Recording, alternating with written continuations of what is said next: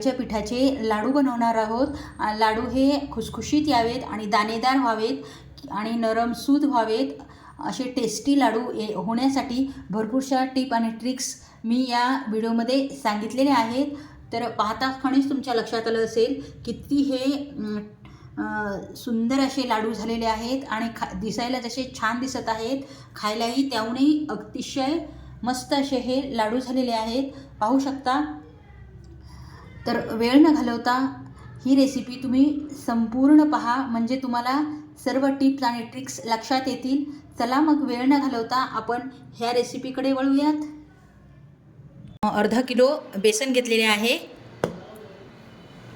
आणि हे छानपैकी साजूक तुपामध्ये भाजून घेणार आहोत आणि त्यानंतर आपल्याला साजूक तूप घेतलेले आहे।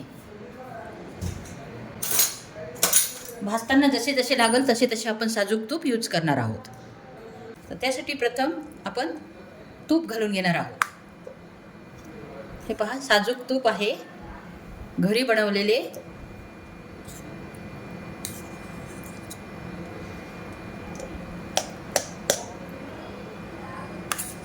भरपूर तूप टाकून आपल्याला हे पीठ भाजून घ्यायचे आहे, पीठ घालायचे आहे।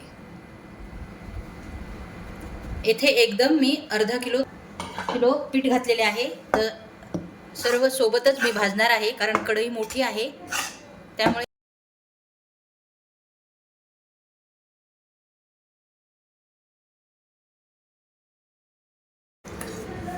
यामध्ये आपण अजून तूप घालणार आहोत। जसं जसं तूप लागेल तसं तसं आपण हे भाजून घेणार आहोत। भरपूर तूप टाकून आपल्याला हे भाजायचे आहे।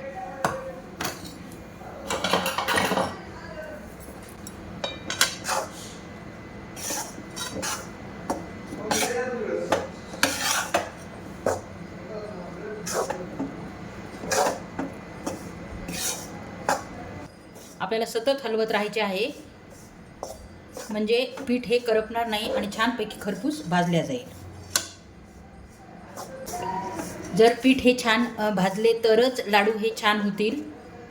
सगळ्यात मेन गोष्ट म्हणजे हे पीठ भाजण्यातच सर्वात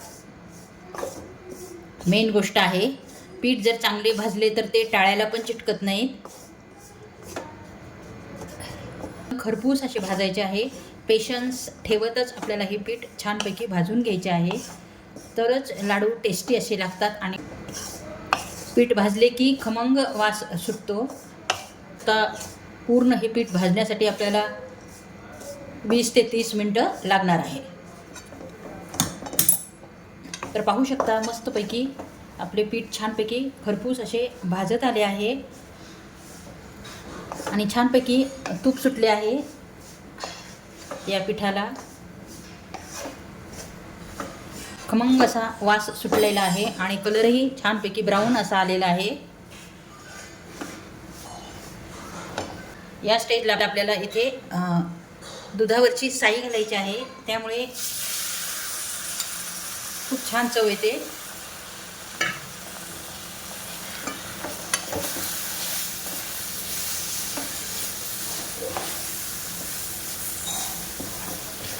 आणि लाडू पण छानपैकी रवाळ होतात।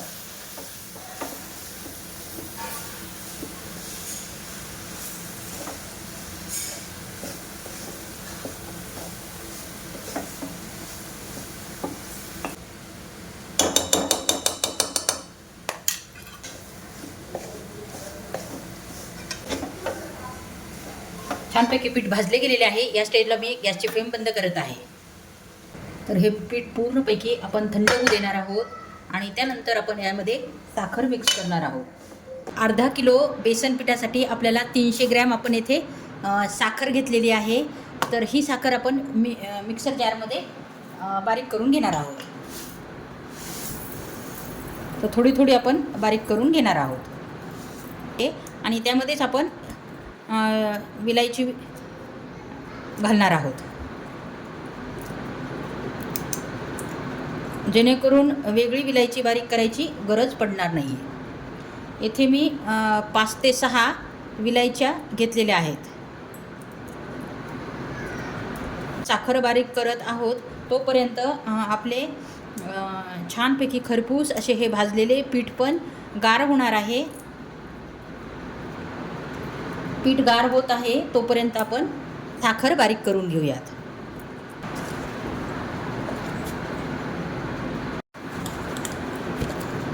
तर पाहू शकता मस्तपैकी फाईन आपण पिठी साखर तयार करून घेतलेली आहे.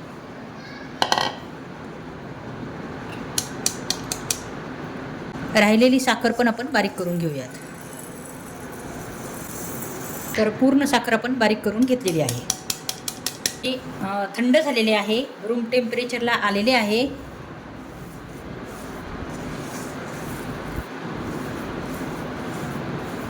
तर पाहू शकता मस्तपैकी स्ट्रक्चर या पिठाचे झालेले आहे. मऊसूद अगदी भरपूरसं तूप आपण यामध्ये घातलेले आहे. आणि त्यानंतर आपण ही पिठी साखर त्यामध्ये घालणार आहोत. अगदी थोडी थोडी घालत आपण मिक्स करत अशा प्रकारे.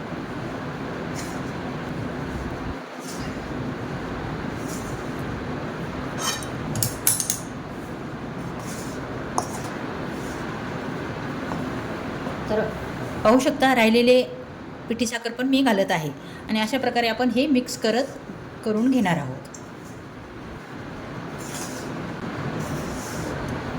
तर पाहू शकता मस्तपैकी हे मिक्स झालेले आहे. आपण हे लाडू बांधून घेऊयात.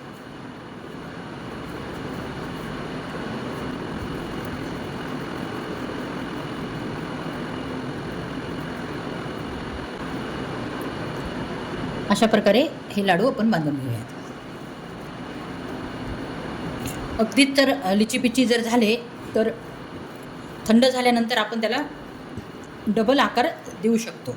त्यामुळे काही टेन्शन घ्यायची गरज नाही आहे.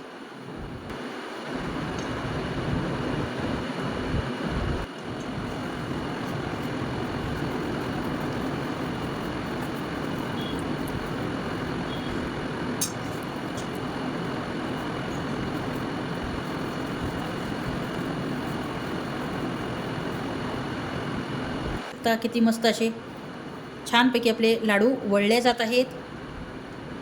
तर अशाच प्रकारे सर्व लाडू आपण करून घेणार आहोत.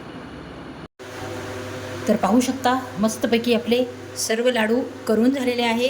गोल गरगरीत असे हे आपले लाडू झाले आहे. आपले लाडू बिलकुल लिचपिची झालेले नाहीत. तर पाहू शकता अगदीच मस्त असे आपले हे लाडू रेडी झालेले आहेत. तर तुम्हाला कशी वाटली या बेसन पिठाच्या लाडूची रेसिपी? अगदीच तोंडात टाकताच विरघळणारे असे हे लाडू रेडी झालेले आहे. पाहू शकता. पाहता क्षणीच तुमच्या लक्षात आलं असेल की खुसखुशीत असे मस्त असे हे लाडू रेडी झालेले आहेत. तर तुम्हाला कशी वाटली या लाडूची रेसिपी?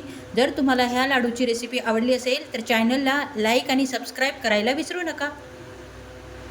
सर्व टिप्स आणि ट्रिक्ससोबत मी हे लाडू कसे बनवायचे, हे लाडू कसे दाणेदार बनतात याची टिप्स आणि ट्रिक्स दिलेली आहे. पाहू शकता आतमध्ये पण किती दाणेदार असे दिसत आहेत. तर लाडू दाणेदार यावेत यासाठी पीठ कसे भाजावे आणि त्यामध्ये काय घालायचे आहे आपल्याला भाजताना हे सर्व पूर्ण व्हिडिओमध्ये मी सांगितलेले आहे.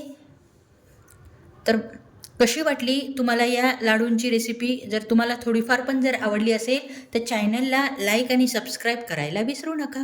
पुन्हा भेटू अशाच एका छानशा हेल्दी रेसिपीसोबत. तोपर्यंत नमस्कार.